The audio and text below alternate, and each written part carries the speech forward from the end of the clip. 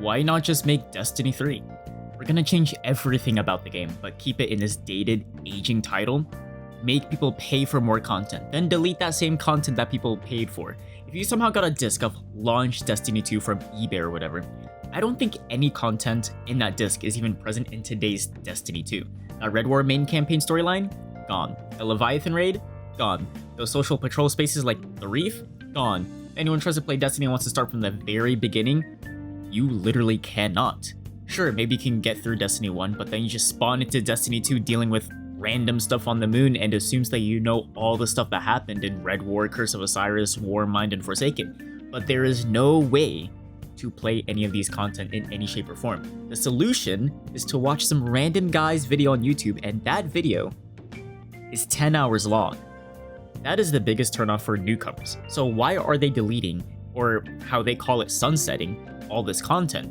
Well, apparently, it's to save space, keeping content fresh, and allows Bungie to focus on the current sandbox content. To me, I think it's a terrible excuse, and it'd be much easier to have a Destiny 3 or an equivalent to that. Destiny 2 came out in 2017. It's almost been 8 years. A lot has happened in the past 8 years in the gaming industry, and I think most notably, the PS5 came out in 2020. Today is 2025. Come on, it's been 5 years now. Surely we make a Destiny 3 that ditches the PS4 and Xbox One era and just embrace the new age. But just like players that don't want to lose their outdated god rolls from 5 years ago, so does Bungie. But you shouldn't be forced to delete any god rolls, any content, any raids for that matter. How can anyone play through the entire Light and Dark saga? You just don't. And look, I play a lot of live service games, right? I play Valorant, Marvel Rivals, Fortnite, and all that. And for purely online multiplayer, that's one thing, right? But for a story-driven, experience-driven experience, such as Destiny, you shouldn't be deleting vital story-related content.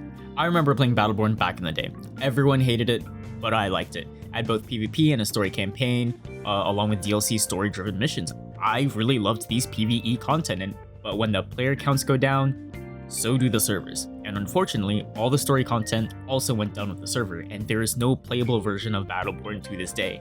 Battleborn is not timeless. It could have been in some shape or form, but it isn't. Destiny 2 is not timeless. You cannot play all the content in any shape or form. You look at games like Halo Reach, Mass Effect, even the server issue-ridden Titanfall 2, they are timeless.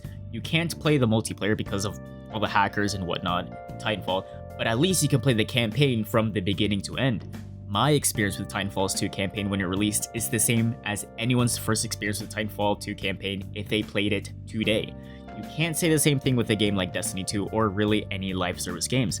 If after Shadowkeep or whenever they started the massive sunsetting, they should have made Destiny 3. Keep all the content in Destiny 2, just keep it there. All the seasonal content can still be preserved and playable. I forgot what season number, maybe like season 17, with the re-exploring the Leviathan as a patrol. That was a cool season, and it had some very big story pieces in it. Well, how does anyone want to know what happened in that season? YouTube. On top of that, for the new expansion, saga, whatever they want to call it, they're going to reset everyone's power. Now, they do this every expansion year. For example, the current max power level is like 1550, so the next year everyone's starting power is 1600 across all gear, and the new max is 1800 or whatever. It's a reset, but it looks like an increase because of all the guardians are getting stronger and whatever. Well, not for new players, but I guess that works. But with this new expansion, everyone is going to reset down to power level 10. By the end of Final Shape year, I think the highest I've seen is like 2050 power level or something. And now everyone is being hard resetted down to 10. Finding this information was very scattered, so I had to watch a lot of different videos. Because for some reason it's not on one official blog. So I apologize if I get any of these wrong. But I think the actual damage numbers are also being nerfed. Your golden gun that did like 400k per shot is getting nerfed down to like 4k per shot, for example. All outgoing damage is being pulled back in scale for what I assume for better readability. The enemy HP is also being pulled back by the same amount, so I would assume, yes, you're technically doing less numerical damage, but it will still take the same amount of shots to kill the enemy since their HP is also being scaled at. But knowing Bungie and their lack of testing, I wouldn't be surprised if they forgot to change that one gun or that one enemy into like this new formula or whatever. In fact, I'm almost certain that will happen. But what I really want to get at with this change is that people that have been playing Destiny 2, grinding Destiny 2, they see this, their god roll gun, they work so hard, doesn't do that same amount of damage on the same raid boss like orcs that they've been doing for the past 5 years. It kind of makes it feel like a punishment. In what universe does this make sense or rewarding under the same title? This is something you would see as the sequel to the next game. Curbing power into the next title makes sense, at least to me. By the end of, let's say, Final Fantasy VII Remake, my Cloud was insane. At the start of the next game, Rebirth, yeah, he's back down to like level 1 or whatever the floor level is. Why?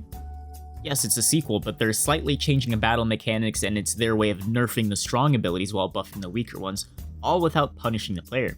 Destiny 2 right now is actively nerfing a lot of meta builds and reworking, again, how to essentially play the game. They're nerfing a subclass Prismatic, which was made to be overpowered as this was us going Super Saiyan on the grand final boss, the Witness. All the guns, god rolls we got is now not the best, I guess, and could be entirely irrelevant. All the armor pieces are basically garbage because they're introducing a whole new system with Armor 3.0. It just seems like so much change for it being technically considered an update. Now, don't get me wrong, I think these changes are good, but I think they're so drastic that these should have been part of Destiny 3. If you want to do a weapon, armor, and activity and just a power level reset, just make it under a new title. A fresh start for everyone encourages new players, and especially with some of the changes like the portal, solo ops, and all these more like streamlined changes to make things more approachable, it's clear they want new players. But the sheer amount of content, missing content, unobtainable items, buggy servers, good systems, bad systems, ignored gambit, PvP ignored, peer-to-peer connection in the big 2025, power creep and all that, it makes it daunting and unapproachable. And I've made a video before on what a Destiny 3 should have been, but honestly now, I almost don't care what Destiny 3 should or should not have in it. At this point, just make it a full fresh start while preserving all of the Destiny 2's saga in whatever state it is now in its own Destiny 2. Make the final shape be the final expansion for that. If you want to do all this new saga stuff, it should be under a new title. Like I said, I like some of the changes, but it should be under Destiny 3. That'll do for me for today. Make sure to like and subscribe as my goal is to get to 500 subs by the end of the month, and I hope you guys have a great rest of your days, and I appreciate you guys for watching.